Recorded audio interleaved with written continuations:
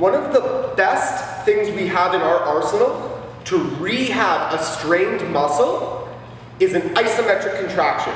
And the reason why is because an isometric contraction does not create any shearing forces across the muscle. An isometric contraction means that we are not moving but creating maximum force. So we're going to be focusing directly onto the hamstring.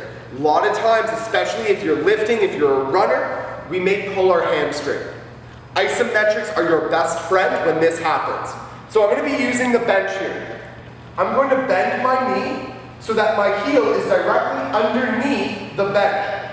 I'm not strong enough to lift the bench. So no matter how hard I push, this bench isn't going to move, which means my knee's not going to move. And again, what is the purpose?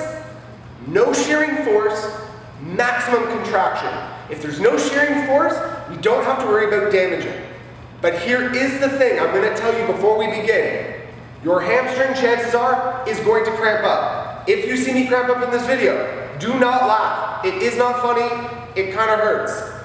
All right, so my heel is underneath the bench. I'm going to begin first by contracting my abs and squeezing my bum. I want my pelvis in a very safe position. I'm now going to push my heel up into the bench, and I'm going to ramp it up. So I'm about 20, 30, 40, 50% is about where you want to begin to hold. And now I'm going to hold 5, 4, 3, 2, 1, and slowly come back down.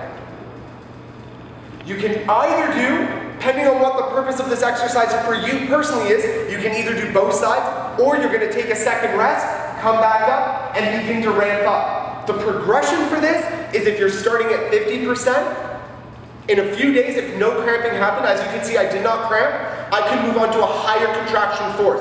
That's just how hard you're pushing up into the bench. That's all that means.